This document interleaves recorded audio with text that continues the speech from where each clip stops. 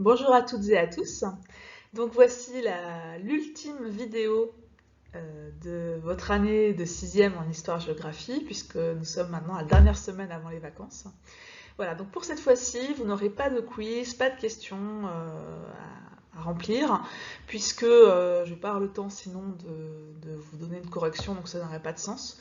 Donc je vais simplement vous demander de regarder la vidéo attentivement. Vous aurez ensuite, je vais vous donner un cours à recopier ou coller dans votre cahier pour que vous ayez terminé ce chapitre et puis terminé votre programme en histoire. Okay. Donc la dernière partie de ce chapitre sur l'Empire romain s'intitule « Des chrétiens dans l'Empire ».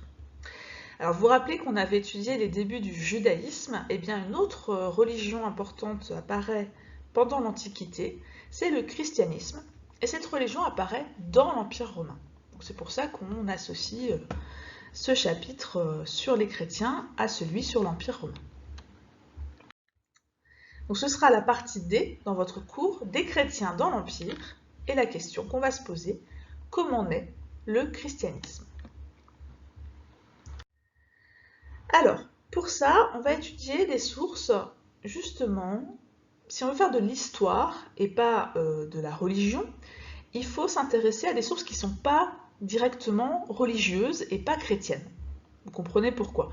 Si on demande directement aux chrétiens comment est née leur religion, ou aux musulmans, ou aux juifs, ils vont avoir une vision de leur religion religieuse, et donc basée sur leurs croyances, ce qui est normal. Donc si on veut être un historien et qu'on veut savoir vraiment ce qui s'est passé, on doit faire appel à d'autres sources. Donc ici on a un texte d'un certain Flavius Joseph, qui est un historien juif. Il a écrit un livre qui s'appelle Les Antiquités judaïques à la fin du 1er siècle après Jésus-Christ. Alors, 1er siècle après Jésus-Christ, d'après la naissance de Jésus-Christ, c'est-à-dire le siècle de la vie de Jésus-Christ. Donc c'est vraiment au moment où apparaît ce personnage que cet historien écrit. Donc c'est intéressant pour nous. Qu'est-ce qui est intéressant aussi? Déjà, il est historien, donc il cherche à raconter ce qui se passe de façon qu'il veut objective en tout cas. Et puis il est juif, il n'est pas chrétien, donc il a une vision qui n'est pas biaisée par ses croyances. D'accord? Voilà, donc c'est intéressant pour nous d'avoir une source comme ça. Donc il parle des premiers chrétiens, on va voir ce qu'il en dit. À cette époque, vécut un homme sage nommé Jésus. Sa conduite était bonne et il accomplissait des actes étonnants. Par ses paroles, il parvint à convaincre beaucoup de juifs et de grecs.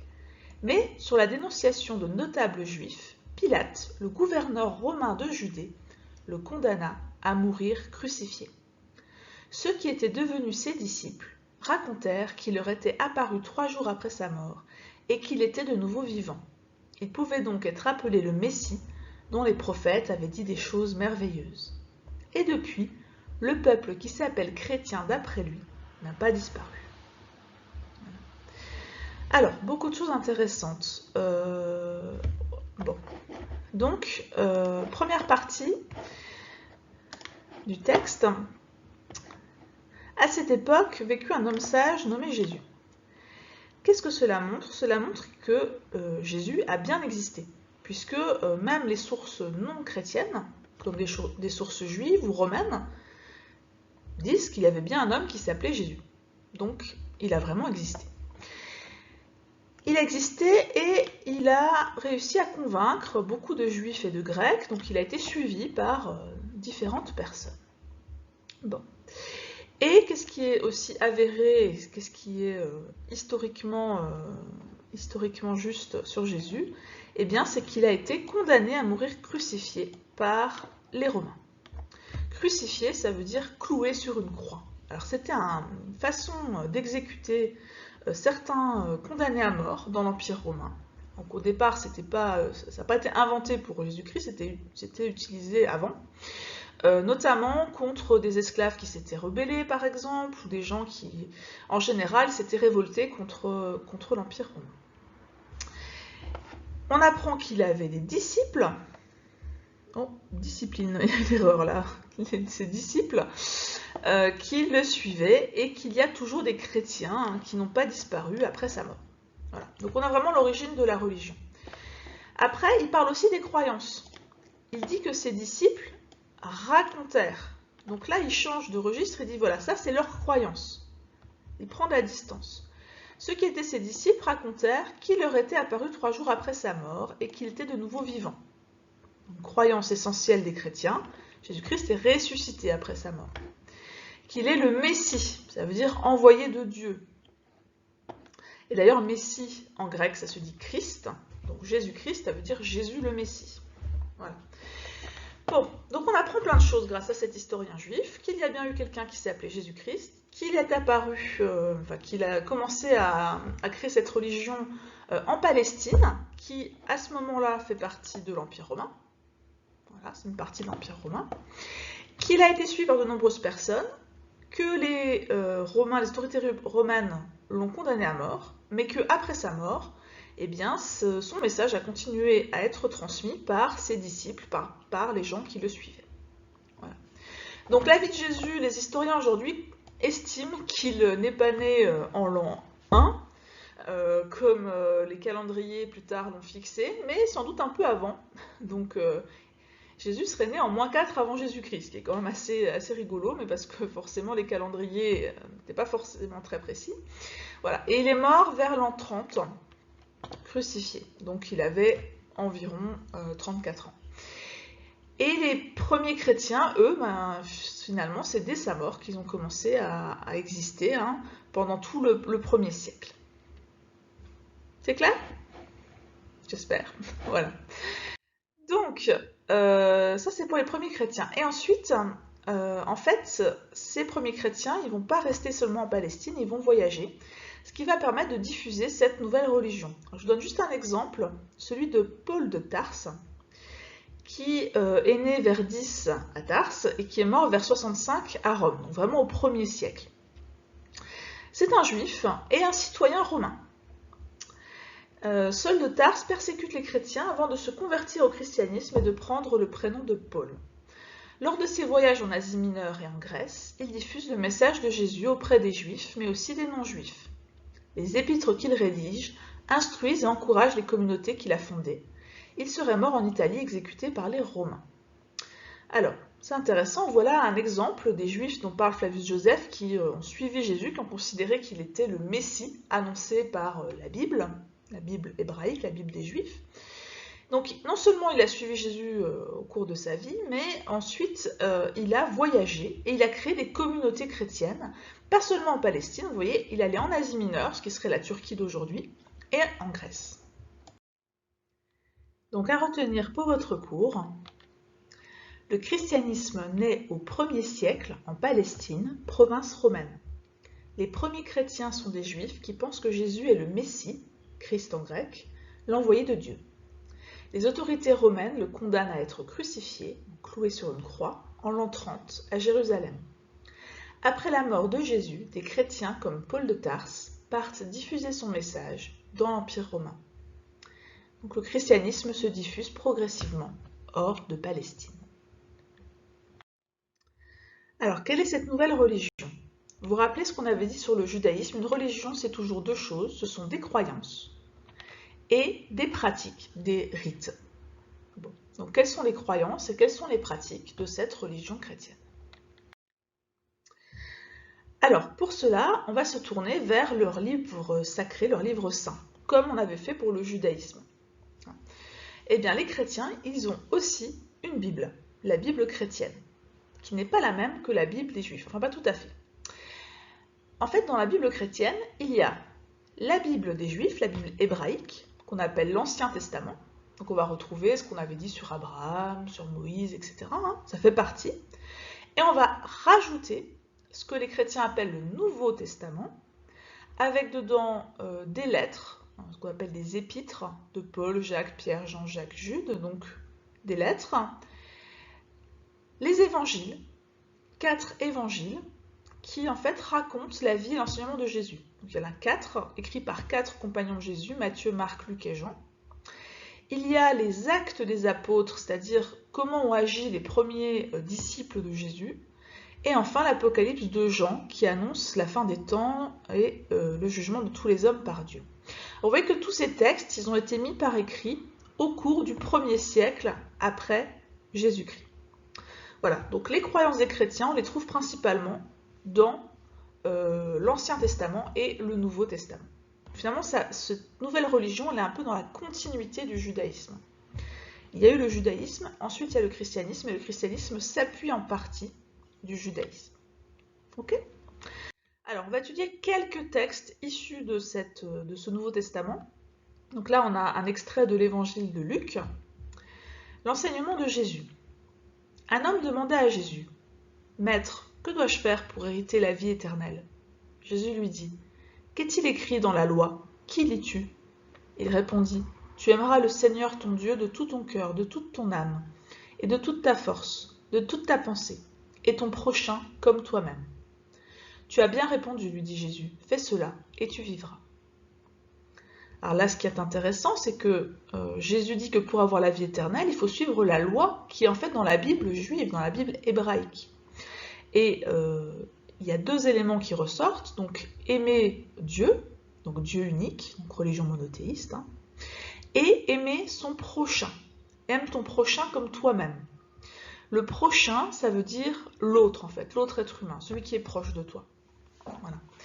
Donc le fondement du christianisme, c'est l'amour de Dieu, l'amour des autres, l'amour des hommes. Voilà. Alors, autre moment important, évangile de Matthieu, qui raconte la scène, c'est-à-dire le dernier repas du Christ avec les apôtres, avec ses disciples, hein, ceux qui le suivaient, avant d'être crucifié. Donc c'est un passage qui est raconté aussi dans les évangiles. Tandis qu'il mangeait, Jésus prit du pain, il le rompit et le donna à ses disciples en disant « Prenez et mangez, ceci est mon corps. » Puis, prenant une coupe, il dit « Buvez-en tous, car ceci est mon sang, qui sera versé pour la multitude en pardon des péchés. » Alors, ce dernier repas de Jésus, il est très important parce qu'il va être la base d'un rite chrétien très important, qui est celui de la communion. Le moment où les chrétiens, lors de la messe, la cérémonie qui a lieu le dimanche, refont ces gestes, partagent le pain, l'hostie, et le vin, en souvenir de Jésus et de sa mort, qui est perçu par les chrétiens comme un sacrifice volontaire pour le pardon des péchés des hommes. Voilà. C'est un moment très très important qui est beaucoup représenté. Alors, vous voyez ici une mosaïque, une mosaïque de l'Antiquité, mais du VIe siècle, hein, donc on est assez loin après la mort de Jésus, en Italie. Voilà, donc où on voit Jésus partager ce dernier repas avec ses disciples. On le reconnaît d'ailleurs parce qu'il a autour de sa tête un cercle de lumière. C'est une auréole, alors c'est une façon de représenter la divinité, la sainteté d'un personnage. Voilà. Dernier extrait de l'évangile de Marc. Vous cherchez Jésus de Nazareth, le crucifié, il est ressuscité, il n'est plus ici. Jésus fut enlevé au ciel et s'assit à la droite de Dieu. Voilà. Alors, on voit également une illustration de cette scène sur cette plaque en ivoire qui date du 5e siècle et qui est conservée à Munich. On voit sur la gauche le tombeau de Jésus avec des gens qui pleurent, hein, qui sont tristes. Et en fait, Jésus lui-même, qui, on le voit, marche sur les nuages, hein, s'élève vers le ciel et vers une main tendue, qui peut être la main de Dieu, avec toujours l'auréole autour de sa tête. Donc, autre croyance très importante pour les chrétiens, Jésus n'est pas mort sur la croix. 3 jours après, il est ressuscité et il monte au ciel auprès de Dieu. Donc, croyance très importante pour les chrétiens, la croyance en la vie éternelle après la mort. Donc, à retenir pour votre cours. Donc, moi j'avais prévu à la base un document à compléter. Donc, c'est aussi ce que vous aurez dans votre cours. Hein. Donc, le livre saint des chrétiens, c'est la Bible, composée de Ancien Testament et Nouveau Testament. Quelques éléments de croyance. Lors du dernier repas, la scène, Jésus partage le pain et le vin avec ses apôtres. Ce repas symbolise le sacrifice de Jésus sur la croix. Après sa mort, il est ressuscité. Selon les évangiles, Jésus est le Fils de Dieu. Il accomplit des miracles et enseigne son message. Il promet la vie éternelle dans le royaume des cieux à ceux qui croient en Dieu et qui aiment leur prochain, donc les autres. Donc sur la mosaïque, on a Jésus et les apôtres. Ok? Pour ce qui est des rites, alors là, c'est moi qui vais vous expliquer parce qu'on va pas avoir le temps d'entrer trop dans les détails. Alors déjà, les premières communautés chrétiennes s'organisent petit à petit. Alors la base de la communauté chrétienne, c'est ce qu'on appelle l'église, qui veut dire l'assemblée. Au départ, c'est pas le bâtiment, l'église, c'est l'assemblée, l'ensemble de tous les chrétiens, les hommes, les femmes, les enfants qui sont chrétiens. Et quand ils se rassemblent dans un bâtiment, on a fini par appeler le bâtiment église aussi. Donc il y a l'église avec un petit e, donc c'est le bâtiment, et l'église avec un e majuscule, qui est la communauté, l'ensemble des chrétiens. Donc au-dessus pour organiser cette église, on a des diacres, serviteurs qui assistent les prêtres. Donc le plus important, ce sont les prêtres et les évêques. Donc les prêtres, c'est eux qui enseignent la religion, qui dirigent le culte, donc qui dirigent la messe le dimanche. Et au-dessus des prêtres, vous avez les évêques, ce qui signifie surveillant, voilà, qui dirigent l'ensemble de la communauté des chrétiens. Voilà. C'est comme ça qu'ils s'organisent. Une communauté chrétienne avec des prêtres assistés par des diacres et tout en haut l'évêque qui organise la communauté. Alors le principal rite, c'est le rassemblement du dimanche pour célébrer la messe, l'office religieux pendant lequel il y a des prières, il y a des chants et il y a la communion, donc le partage du pain et du vin en mémoire du dernier repas de Jésus. Les symboles utilisés par les premiers chrétiens sont représentés ici sur cette sculpture. Il y a la croix, symbole de la mort de Jésus, puisqu'il est mort cloué sur une croix, mais aussi de sa résurrection. Donc c'est à la fois un instrument de mort et de torture, et aussi un instrument d'espoir, l'espoir dans la vie éternelle. Et le poisson, qui est très utilisé par les premiers chrétiens, parce qu'en grec, les initiales du mot poisson, ça forme l'acronyme Jésus, Fils de Dieu. Donc c'est utilisé comme symbole de ralliement des chrétiens, le poisson. Alors les cérémonies qui existent, les principales cérémonies, c'est le baptême d'abord. Donc le futur chrétien est plongé dans de l'eau, ou en tout cas arrosé d'un peu d'eau, pour symboliser son entrée dans l'église. Ensuite la prière, évidemment, on prie Dieu, et puis la communion, le partage du pain et du vin. Donc voilà les principaux rites, la principale organisation de ces premières communautés de chrétiens. Alors, dernière question, le christianisme est-il accepté dans l'Empire romain? On a vu qu'il apparaît dans l'Empire romain. Or, les Romains, rappelez-vous, sont polythéistes, ils croient en plusieurs dieux. Alors, est-ce qu'ils acceptent le christianisme? Eh bien, au départ, pas du tout. Jésus lui-même est crucifié et les premiers chrétiens sont largement persécutés. Alors ici vous avez une mosaïque qui représente un chrétien qui est dévoré par un lion, une lionne je suppose, au 1er siècle. Alors pourquoi est-ce que ces chrétiens sont tués, sont persécutés? Pas vraiment parce qu'ils ont un dieu différent. Vous vous rappelez peut-être qu'on avait vu que les Gaulois, par exemple, pouvaient garder certains de leurs dieux. Ça ne posait pas de problème aux Romains. Que des Égyptiens, des Grecs, des Gaulois aient leurs propres dieux à côté des dieux romains. Tant qu'ils étaient polythéistes, ça ne leur posait pas de problème. Ce qui leur posait vraiment un gros problème, c'est que les monothéistes, les juifs et les chrétiens, ne croient qu'en un seul dieu. Donc ils rejettent tous les dieux romains, et surtout un dieu romain très important, qui est l'empereur. Rappelez-vous aussi du cours précédent, les Romains pratiquent un culte impérial, c'est-à-dire qu'ils considèrent leur empereur comme un dieu qu'il faut vénérer.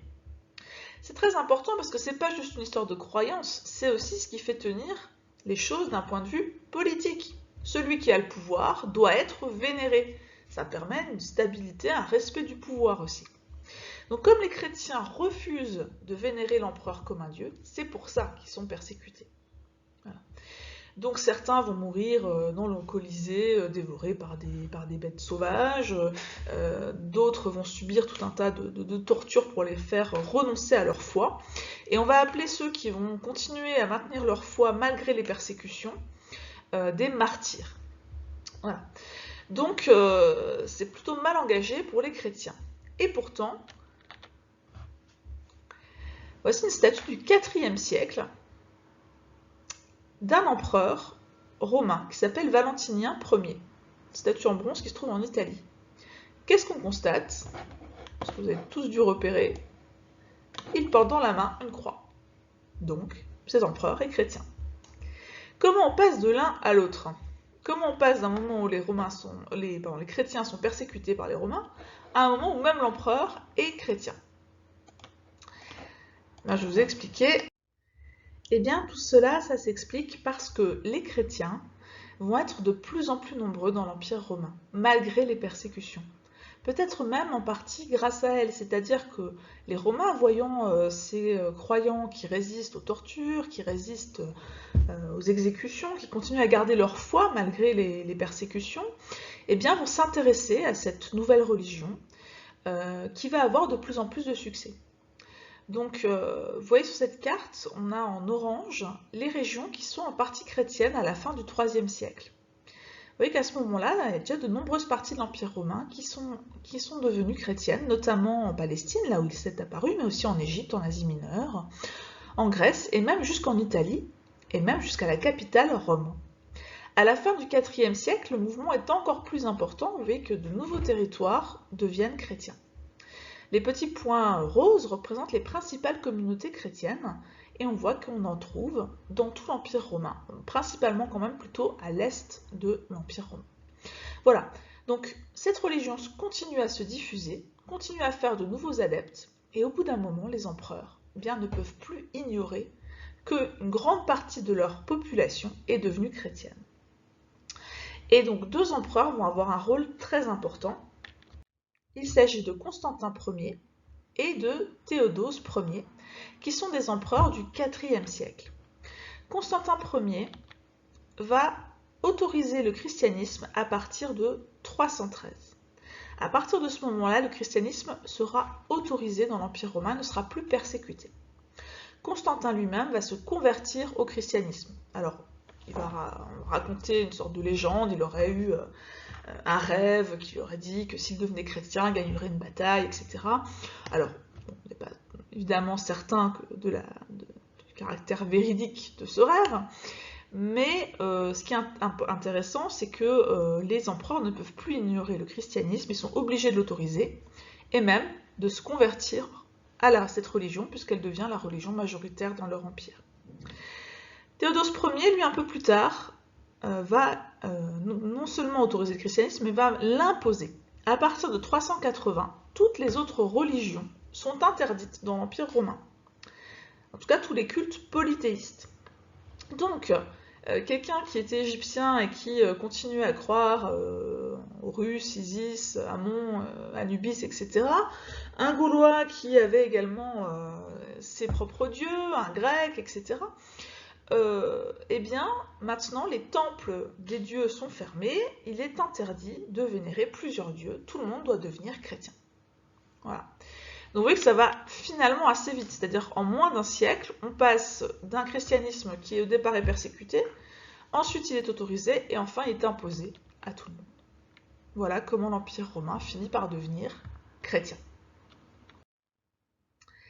Donc à retenir pour le cours, les premiers chrétiens sont persécutés par les Romains, car ils sont monothéistes, et donc refusent de vénérer l'empereur comme un dieu. Or, le culte impérial est obligatoire. Ces persécutions n'empêchent pas la diffusion progressive du christianisme dans l'Empire romain. À la suite d'une victoire, l'empereur Constantin se convertit au christianisme et autorise les chrétiens à exercer librement leur culte. Finalement, en 380, l'empereur Théodose décide de faire du christianisme la religion officielle de l'Empire romain. Le polythéisme est interdit. Voilà, donc on a terminé ce chapitre, ce cours sur le christianisme et surtout sur l'Empire romain. Voilà. Alors je vous montre la frise qu'on avait commencé cette année, qu'on avait commencé à remplir. Voilà, vous voyez qu'on a étudié finalement tout le programme. Depuis la naissance de l'humanité avec Homo habilis il y a 2,4 millions d'années, jusqu'à ce que le christianisme devienne la religion officielle de l'Empire romain, donc au IVe siècle. Donc toute la préhistoire et toute l'Antiquité. Voilà, donc vous retrouverez cette frise avec le cours à recopier, donc j'espère que vous avez une imprimante pour l'imprimer, le coller, hein. Voilà. Sinon, bah, contentez-vous de la regarder, de voir le chemin parcouru, ce sera déjà pas mal. Il me reste à vous souhaiter de très très bonnes vacances. J'espère que vous allez bien en profiter, bien vous reposer. Ça ne vous empêche pas bien sûr de rester curieux, de... Voilà, partout où on est en vacances, même quand on reste chez soi, il peut y avoir de l'histoire et de la géo autour de soi, il suffit d'ouvrir un peu les yeux et encore une fois d'être curieux. Voilà, donc on aura fait quasiment tout le programme de 6e, il manquera peut-être quelques petites choses en géographie, mais ça ne vous empêchera absolument pas de réussir en 5e, et il vous manque rien d'important, je vous rassure, malgré une année un peu particulière. Voilà.